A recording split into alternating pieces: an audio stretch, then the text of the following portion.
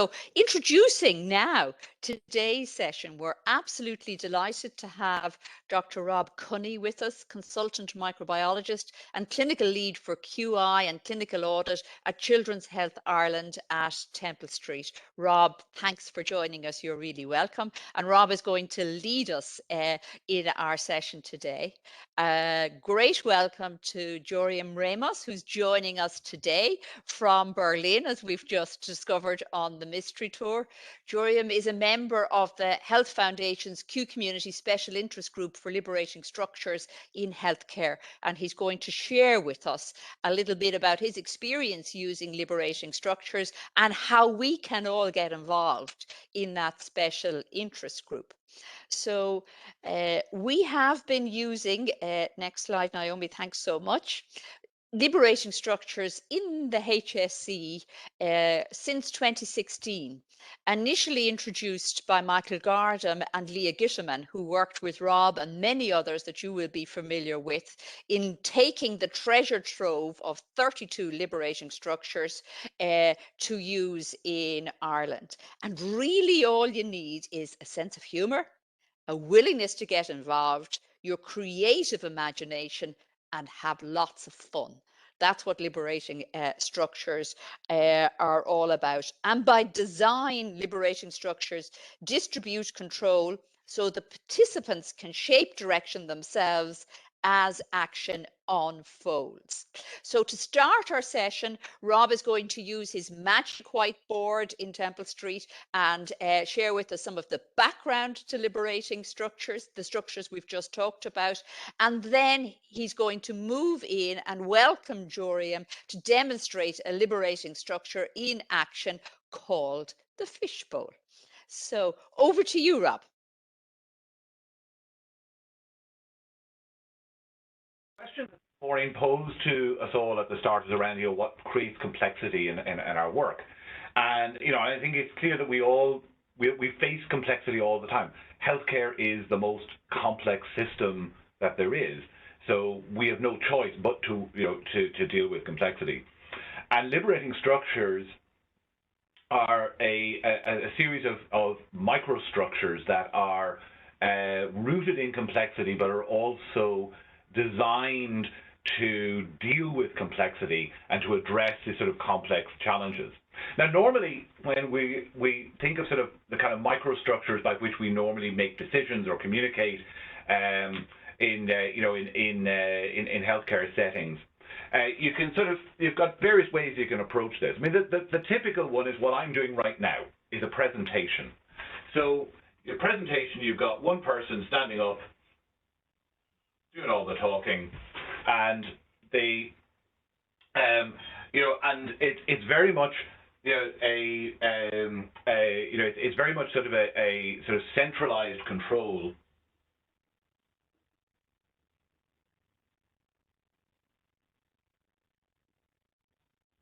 And then at the other end of the spectrum, you have something like, say, an open discussion, where you just sort of throw it out to the room and just say, go, have a discussion, just have a discussion and see what comes up. And here you've got loads of people involved.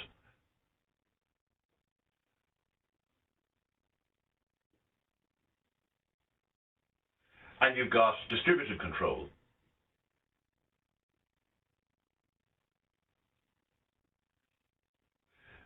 So the problem, however, with both of these is that when it comes to who then makes the decisions, who then shapes the next steps, that with both of these, it's generally down to just one person who's going to actually shape the next steps in the process. And the same applies to other sort of microstructures that we would commonly use, such as brainstorming, for example. Or even something like, say, a structured or managed discussion.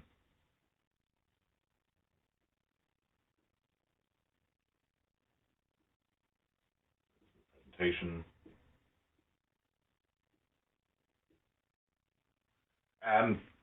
That they all fall on this side where it's really down to just maybe one or a very small number of people who are ultimately going to actually take the next steps. What you really want to do is to ensure that everyone is involved in making the next, in driving the next steps. And this is where liberating structures come into play. You have a combination of distributed control, but you also have what we call frontline ownership. So the power to sort of make the next decisions, to make the next steps, is distributed amongst everybody who is participating. Now, liberating structures, as Maury said, I mean, there's 33 of them on the website. There is a whole bunch of other ones sort of in development. There's probably, when you count them all together, there's about 40 of them. But they all share common components, or what we call minimum specifications.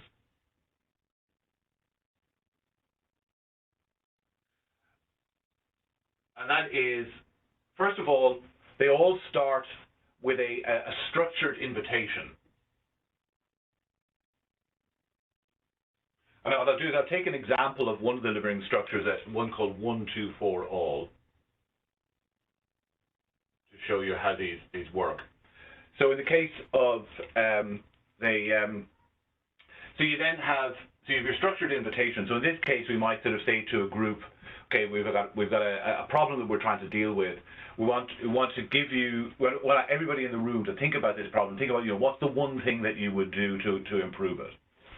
So then you also have you decide how the kind of the space and materials are arranged. Generally, with liberating structures, the materials you use are pretty straightforward. They're usually a whiteboard, some pens, a flip chart, post-it notes. In the case of 124 all, we might arrange people at tables, or we might say to people, no, we'll actually just get up and walk around the room and have more of an open space.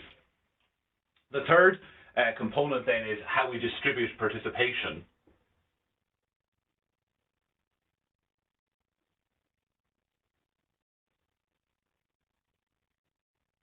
In the case of 124 all, everybody has an equal participation in the process.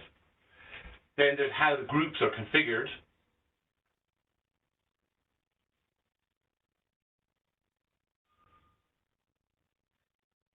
In the case of 124 all, there's a clue in the name. You start with people as individuals, then you have groups of 2, then groups of 4, and then the entire group feeding back.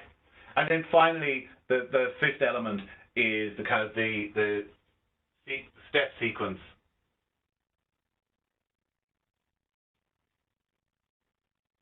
and timing.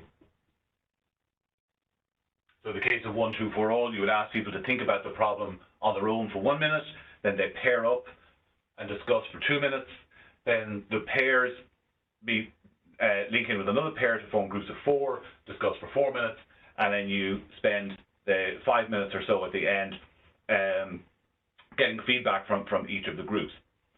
So the thing with all of these is that they have they have a number of these common elements, but also there's the sort of common rules to them as well. So they are simple. They're expertless. So anybody can do these. They really do. There's no special skills required. They're result focused.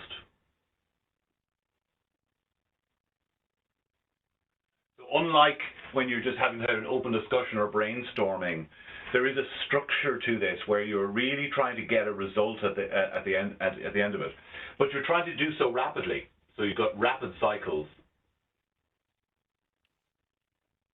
So sort of an iterative type approach to how you generate the results. They are innovative.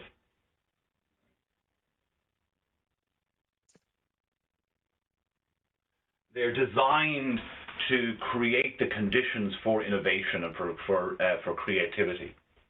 They are also inclusive,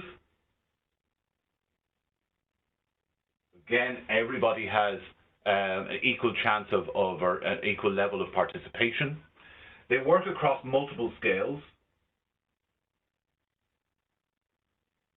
So, for example, you can take a liberating structure that Joriam and I were involved with a session just a few weeks ago where we did a liberating structure called eco-cycle planning, and we involved a whole bunch of people who were part of that Q community liberating structure special interest group.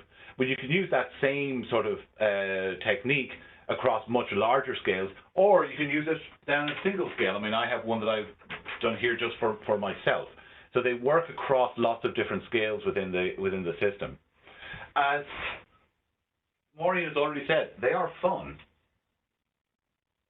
There's a lot of sort of gamification elements or concepts within liberating structures. Even the term liberating, the fact that you're sort of freeing people up to explore and to make shared decisions. They are self-spreading.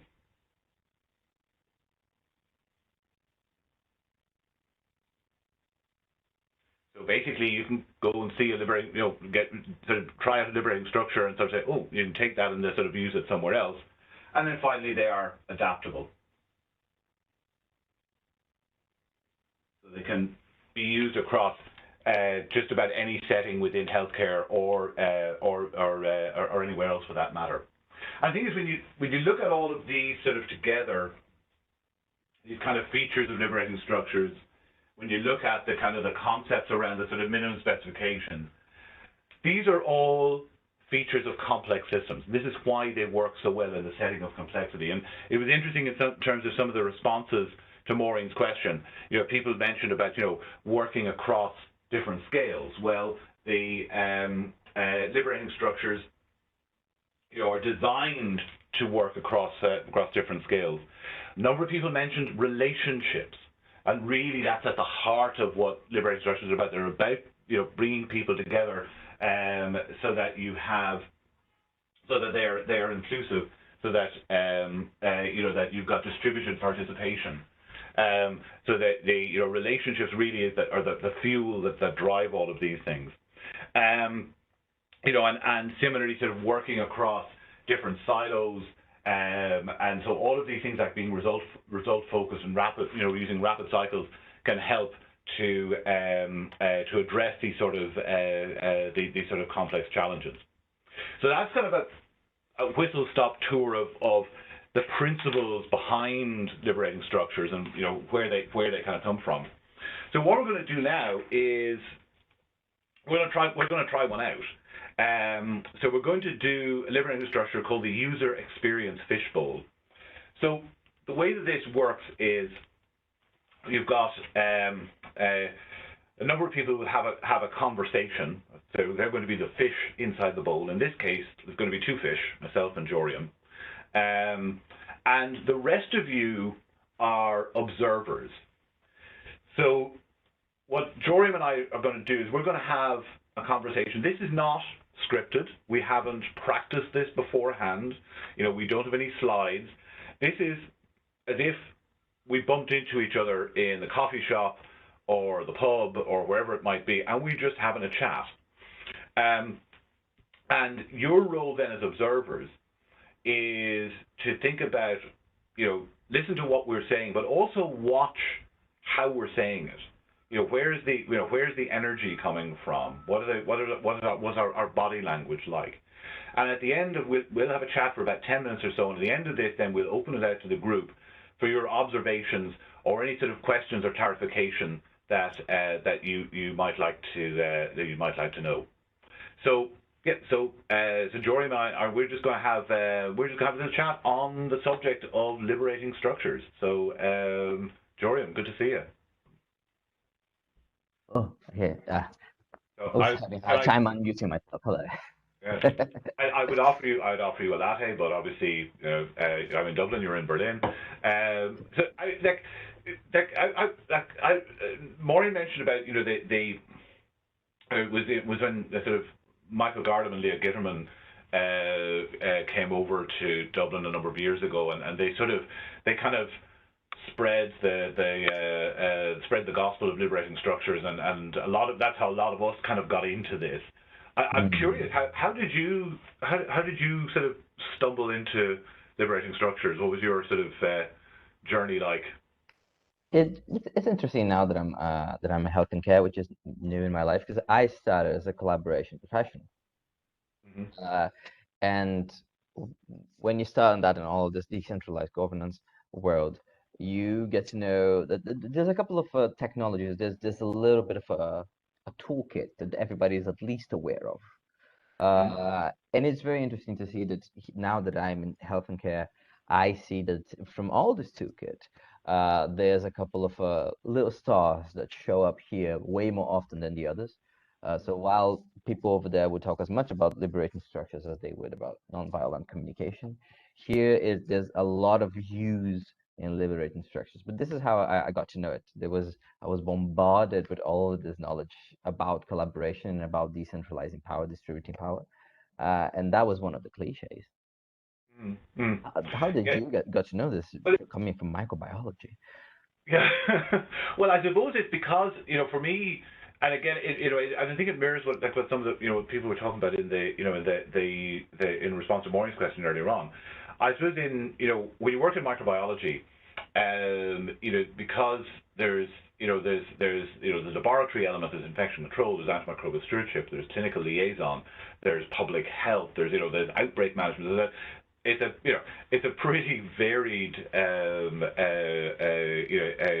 work life, but there's a lot of having to build relationships. There's a lot of working across silos, and there's also a lot of recognition of complexity.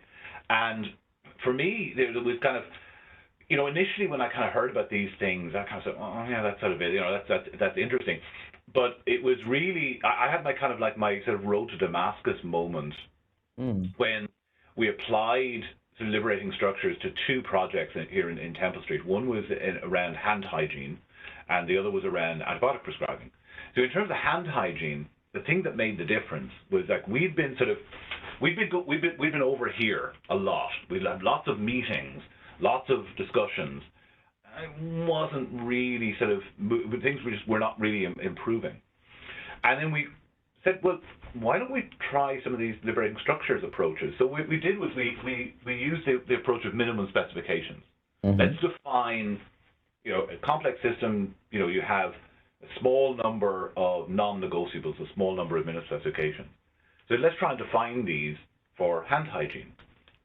And so we used the liberating structures process of distilling these down. You start off with a big long list of things, and then you gradually sort of say, can we still achieve our aim by get round this rule or breaking it? If you can, then it's not a minimum specification. And we distilled it down to just 3 minimum specifications. One was clean your hands before and after every contact with a patient or their environment. 2, use alcohol hand gel for the vast majority of the times that you're cleaning your hands.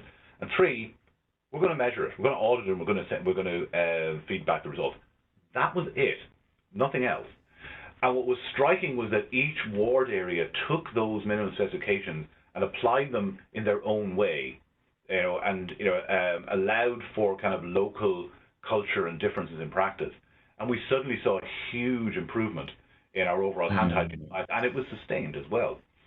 Likewise, for we did an antibiotic prescribing quality improvement where we used liberating structures to engage with both consultant and student doctor prescribers, and we used 1-2-4-all to get prescribers to identify what would you do to try and improve things.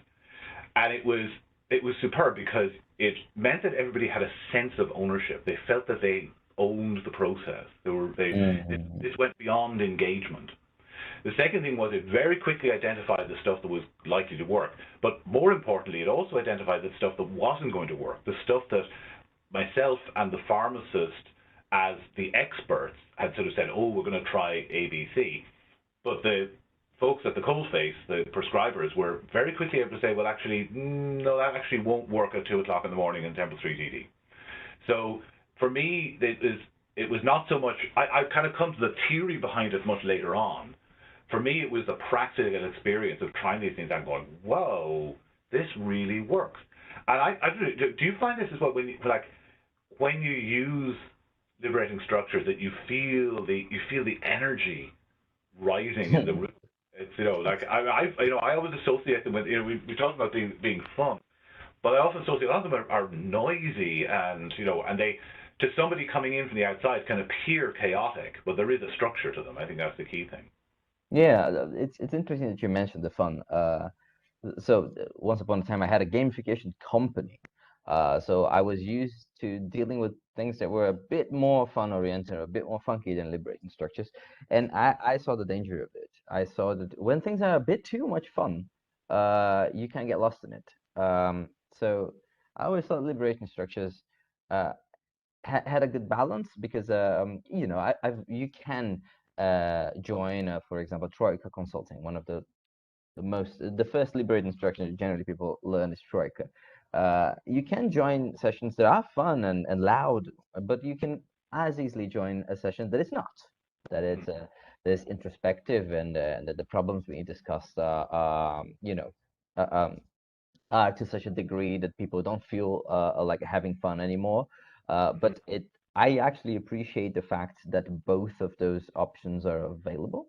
That you're not forcing people like, oh, it has to be fun, or oh, it has to be super serious. It is that for me is the advantage of liberated structures in general. They are quite flexible. So depending on who is participating, depending on what trouble is being, what trouble you're looking to a solution for, you can dictate the energy level of the room using liberating structures. Yeah, and it's interesting. I mean, you mentioned you talk about they're trying to strike that balance between sort of the fun and the seriousness, and to me that's it's a paradox. But of course, when we work in healthcare, when you're working in a complex system, we're working with paradox all of the time. Mm-hmm. And I have you found do you find that have you found that with any sort of groups that are sort of suspicious of liberating structures, or where they're sort of going, oh, I'm not sure if this is for me, or do you find any sort of pushback against them? Now, the only little pushback that I found against it only happened because of this name, liberating structures. Because actually, if you don't call them liberating structures and you just say, oh, let's have a meeting that works in that and that and that way, and this never causes any sort of friction. But as I said, I think liberating structures is often associated with a bigger package of tools that are sometimes more funky than liberating structures. For example, another set of tools that is very interesting that I worked with and that I can vouch for is called Dragon Dreaming. And just this naming, it pushes people towards a completely different framework than liberating structures. It's more neutral, So I feel like activities wise, when people are presented with the liberating structures, I've never seen anybody anybody giving any sort of pushback. Have you encountered this? That's actually been my experience as well. That you do, and it's one of the pieces of advice I always give to people when they're starting out using liberating structures is avoid the technical language. And so normally, if I'm doing kind of a training session in liberating structures, I don't start with this stuff at all. Start by just jumping in. We do impromptu networking or 124 all or Troika consulting, whatever. We do one of those kind of the gateway liberating structures. But I think if you go into a group and sort of say we're going to do a Russian engineering principle called TRIZ. Yeah, whereas if you kind of go, can we try this? Can we try a bit of reverse engineering? Can we try seeing what happens if we try to design the exact opposite of what we want to achieve? So you don't, and you can tell people afterwards, by the way, that thing that we did, it's called a liberating structure. I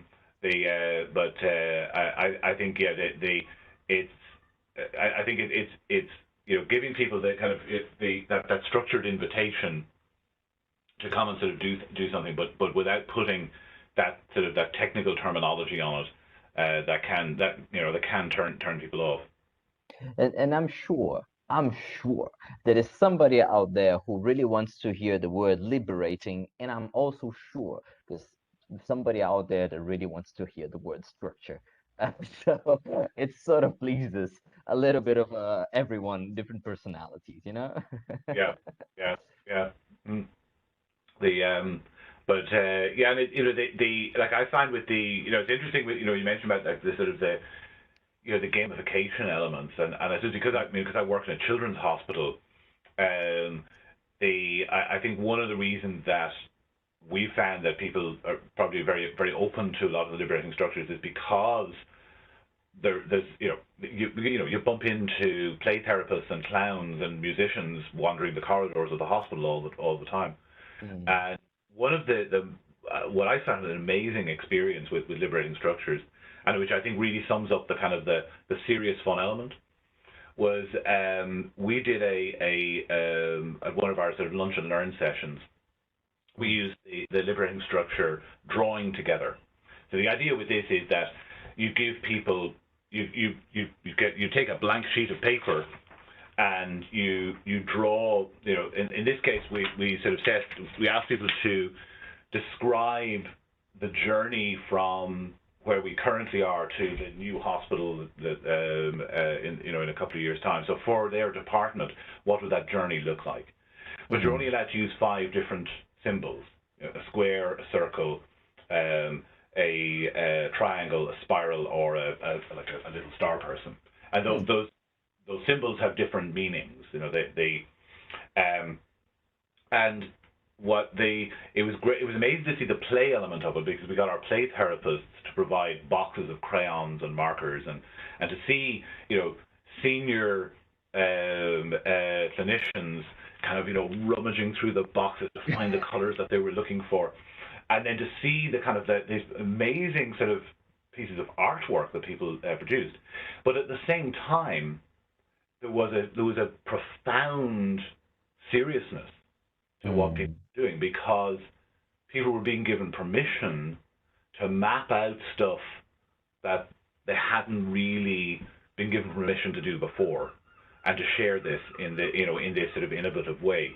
So I found that was a really nice example of how, yes, there's fun, there's game elements to it, but those elements are also allowing you to uncover stuff that can be quite profound and quite significant.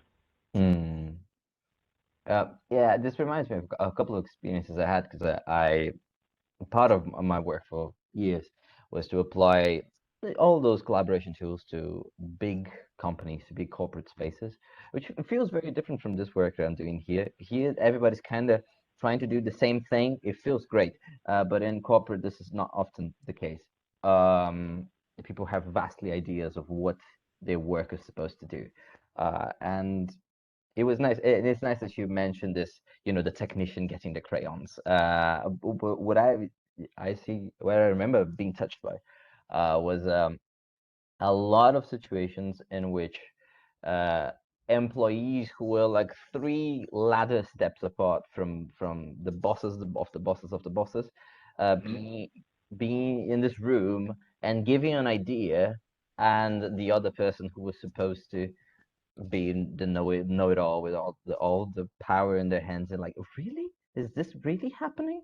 So as you put in one of your points there on the whiteboard, it was fast and effective, and it was just because there was this little play element. If it was just a conversation around the table, probably this person wouldn't have talked as much, but there was this invitation. Everybody had the eyes closed, and it was subtly easier. Things like that. Yeah, no, I find that as well with and particularly with something like, say, the 1-2-4 all, or impromptu networking, which I describe as being a bit like speed dating. Where you've got these 2-minute conversations, and you keep moving, you keep swapping partners for the conversation. And again, it's very very rapid. But to me, one of the really striking things about that is that, if I were to go to a room full of people and sort of say, give me some ideas for improving antibiotic prescribing, I'm probably only going to hear 2 or 3 voices. Most people in the room are going to stay silent. Whereas with these techniques, every single person in the room has had, a conversation with 2 or 3 other people. So everybody has spoken, and it's the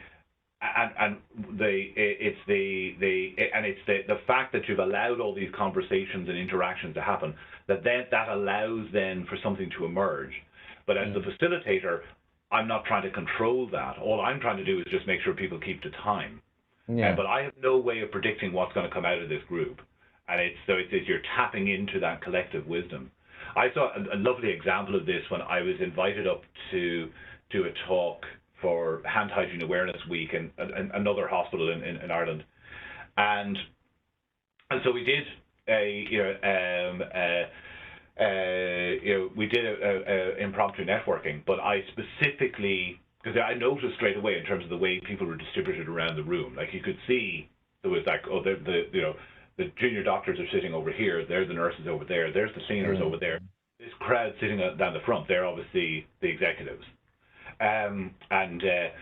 So I insisted that when you pick the partner, the person you're going to talk to, you have to pick somebody you had never spoken to before, and they had to be somebody from the opposite side of the room, and you couldn't talk to somebody who's wearing the same uniform as you.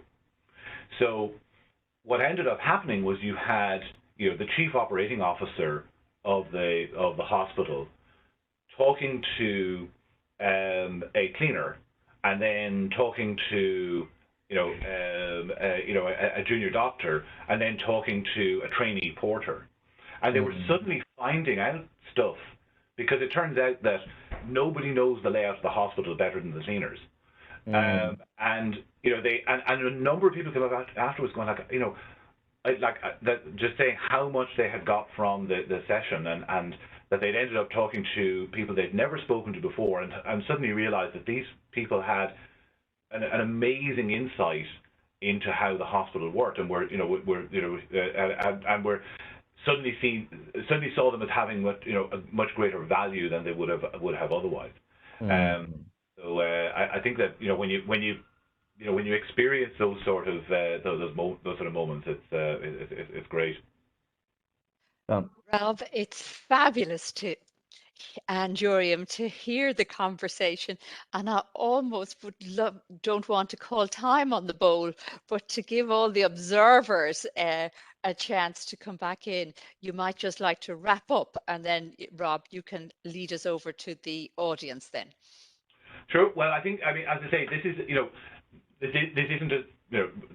is not a scripted conversation. We didn't plan this beforehand. It was just to see where we go. So there isn't a kind of a formal beginning and end of the conversation. So at this point, I think we just open it to everyone out there to sort of say, what are your comments or observations, but also, is there anything that you'd like sort of for more details on or clarifications on in relation to what Juriam and I have been chatting about? Super, Rob, thanks. And just as people are typing, to give people an opportunity to type in the chat box, as an observer of the bowl, I just would like to just share some of my insights. It's kind of the energy, the standing up, the moving, the paying real attention, the leaning in, and how you were able to spark from each other to weave in the theory, but not in a very theory way, of how liberating structures work. And what I jotted down from the conversation was, it's about minimum specification. It's going way beyond engagement to ownership. It's feeling the energy rise. It's based on fun, but not too much fun, because there's structure and that balancing between fun and chaos. There's a structure under it all. It deals with paradoxes and really helps us deal with paradox. Language matters. Leave away the technical language, and even in the title, it's liberating but it's structured. And you drew that so nicely out in the conversation. And also tapping into the collective wisdom of whatever size the group is. But the magic to me was hearing the practical applications. So from hand hygiene improvement to prescribing in emergency departments, to planning for a hospital move, to levering the hierarchy, they were the real examples that would entice me to get going on them. And I'm watching now the chat box because I've done enough talking, and you might want to both have a look and see if there are little questions that I see John Fitzsimons has asked one. So he's asking about how do we convince leadership of the value of taking time to engage in liberating structures or other co-production methods. And Joriam, you mentioned some of those in the conversation. So how do we go about making that convincing argument? I have experience in this. I feel that trying to push them as a package is often the wrong strategy, but also the most common strategy of them all. Like, hey, I found out this incredible package of knowledge. Here, everyone should use this right about now. This generally don't go very well. But small victories leading to medium victories leading to big victories. Use it once in a real situation. You don't need to be a master of all liberating structures. You can learn three and have a grip on them, and then you find a situation that you say, oh, maybe Troika, maybe a 1-2-4 will work in here. Use it once and let that small victory speak for itself. And it's not going directly to management and saying, hey, we should apply this everywhere. Maybe management won't even be involved. But once you use this liberating structure once, and because you cannot use a liberating structure on your own, you must be in talking to people and solving problems collaboratively, then this one successful experience will add to the argument, and then another successful experience will add even a little bit more. And once you've done that 6 times and you've reached results, it's very easy to convince everyone once the results are out. Yeah, I would agree with that. I think it's down to the practical experience, and you know, the example I gave of, you know, with that session in another hospital, you know, the key thing there was that, you know, I think a lot of the kind of the sort of management and executives had turned up because they were told to turn up, because they said, oh, you know, we've got somebody coming from another, you know, we've got somebody coming from another hospital, you better show up. And I think they were just expecting a talk. They weren't expecting that they would have to get up and do this kind of like speed dating, like rapid cycle conversations with groups of people they'd never spoken to before. But you could see the energy rising. You could hear it. And you know, and a number of them were going, "Wow, we've got to do more of this." So I think if you can find ways to bring it in a little bit at a time, so that people actually experience it, and they see, and then they see the value, and then you can go back and say, "Oh, by the way, this is the theory behind it," or "These are this is what." Super, Rob. Thank you. There's another lovely question in the chat box from Emma Howley. Emma, thanks a million. She's saying it's a really interesting topic. Can this be used with clients, patients? So in clinical care, can liberating structures be used? Oh, I think very much so. It's, you know, because I think because again, you know, one of the principles is that you've got this distributed participation. So it's not sort of saying, you know, you are a more important participant than you. You know, it's you know, because it levels the playing field. And you know, I've certainly seen I saw an improvement project around end of life care in a number of hospitals in Toronto, where they use liberating structures, and the group that came together for that, it was an open invitation, and that included staff, patients, family members. Everybody was on an equal footing. Everybody was involved in a process of identifying the minimum specifications for an end-of-life care program. So absolutely, I think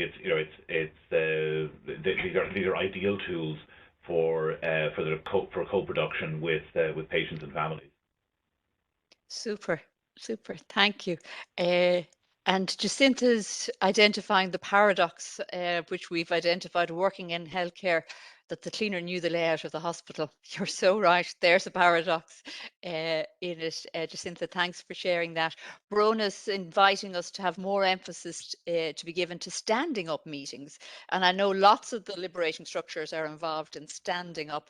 Any comments or thoughts on that? Yeah, and you do obviously, I certainly, with things like impromptu networking or 124 all, which are where you have the sort of rapid timed interactions between people, I always try and do those standing up, because I do think it automatically raises the energy in the room. You do have to be careful, of course, if you're working with groups of people where some people may have mobility issues, and you need to acknowledge that at the outset. But wherever possible, we try to do these things standing up, because I think it does add that extra element of energy, and it just keeps things moving. Great observations. Another observation from Caroline, thank you. She's saying that the energy went through the roof when you talked about the two projects from Temple Street. Thanks for that, Caroline. Ruth is asking us, Ruth Buckley, can you talk a little bit about culture of an organization for liberating structures? So can they work in any culture or any type of organization, or does there need to be a cultural fit? That is very interesting. I think some cultures will adopt them in a second, while others might take a little while. Especially if it's one of those cultures, and we've all seen this, a work culture that it's all about the jargon, that everything already has a process, and if you want to add a new process, you need to fill this form with those 47 pages, and we need to send to HR and upper management. Those might have a hard time.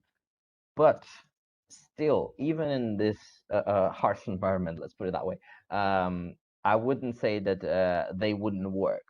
I would say that, hey, in certain cases, this might be exactly what this group needs to open their structure just a little bit, doing the first seed of a cultural change. And I think, and this is me thinking, this is not in the book. I think it's exactly because they're balanced between this structure that leads to a little bit of chaos that brings it back to structure. Yeah, I think you have to be very conscious of the culture in which you're working, so they, like, some of the liberating structures are very much about jump in, just let's get to it, and then there's others that have more of what of a structure that would perhaps for organizations where there's a more of that kind of formal sort of hierarchical structure, where some of the liberating structures may be more acceptable at the outset. So, for example, if we're talking about we want to sort of address a particular problem in an organization, if you're in that sort of organization, you're probably not going to jump in and sort of say, let's do improv prototyping, where you're asking people to get up and act out scenarios for, that's probably not going to work off the bat. Whereas something like, the agreement certainty matrix, because that sort of, it has the word matrix in it. It kind of fits in with that, with that sort of culture, and you're mapping things. And so and that can then be used. I think this is one of the things that we didn't mention in our chat, is one of the things we talk about in liberating structures is the idea of strings. So that, you use one liberating structure to get people energized, then you segue to another one that allows people to start kind of teasing out stuff in more detail, and then you move to another one that's going to actually try and produce your solutions at the end of it. So the same with something like, an agreement certainty matrix will allow people to sort of map where the issues are and what sort of tools they should be using. And then you can sort of say, well, we've identified this group here, let's pull those out and look at them in greater detail. Or there's there's one called what, so what, now what. So again, there's more structure to it in terms of systematically examining what we're doing. Why are we doing this, and now what are we going to do about it? So again, knowing the sort of the culture that you're dealing with matching really helps in terms of picking the right structure. Great advice. Thank you so much. Jim Doherty is just saying he really noticed the level of enthusiasm. His interest is piqued and sees a role in flu vaccination. Thanks for that observation, Jim. And Kathy, talks about how nice it is to mix things up and pushing people outside their silos in brainstorming, and also exploring more around the use in mental health. So I'm good. Now that we've all the interest peaked, I'm going to hand over to Joriam, who's going to tell us a little bit about the special interest group. So where you can go to find out more and practice liberating structures. So over to you, Joriam. Thank you. So if you folks are not aware, in the Q community, which is a community that's all about health professionals getting together to learn from each other, it is a decentralized network where people are there exactly for that. We have this Liberating Structures group. It's called the Special Interest Group because it is about this one particular topic. There are many other special interest groups, and this is a practical one. The idea is that we invite people to go there and practice those liberating structures. So if you want to bring this to your workplace, you might as well have a little practical experience, because one thing is for you to give it a look, to look on the video online, to read the book. Another completely different thing is for you to spend half an hour doing it yourself. And then when you bring it to your workspace, you have way more certainty, way more clarity in what you do.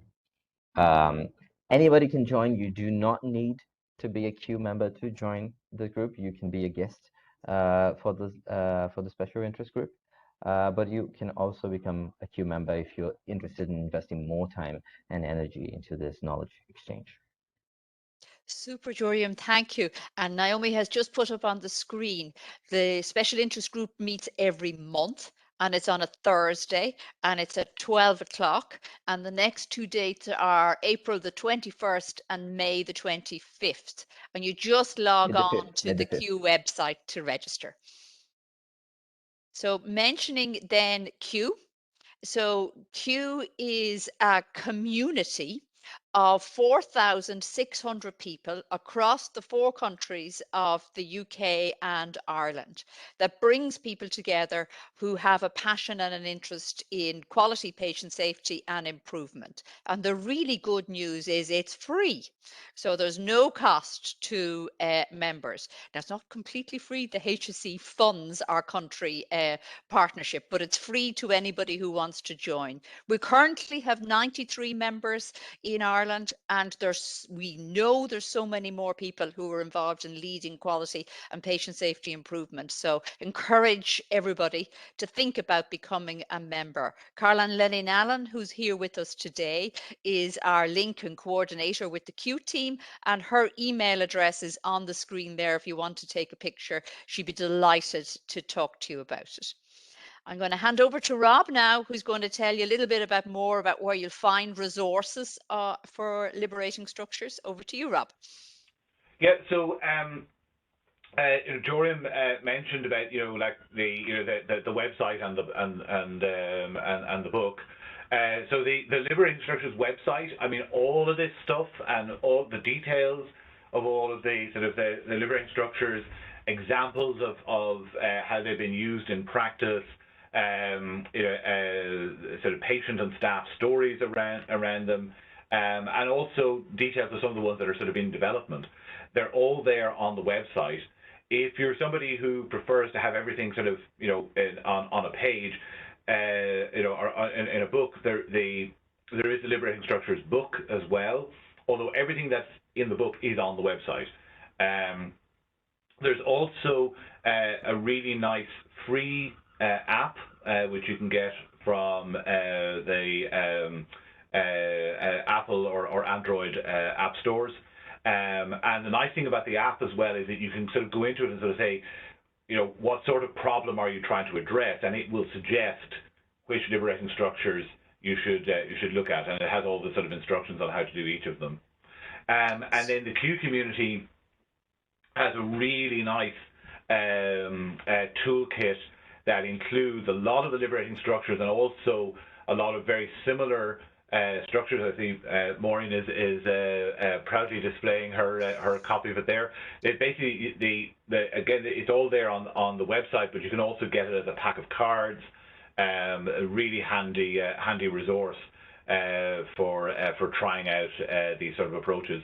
And then finally, just to say that if you just put in hashtag liberating structures on Twitter, there's loads of Twitter resources and people to follow who are active liberating structures practitioners, and there's plenty of resources there. And so back to you, Maureen. Super, Rob. 1 minute to go to our closeout time at 2 o'clock. So thank you, everybody, for joining us.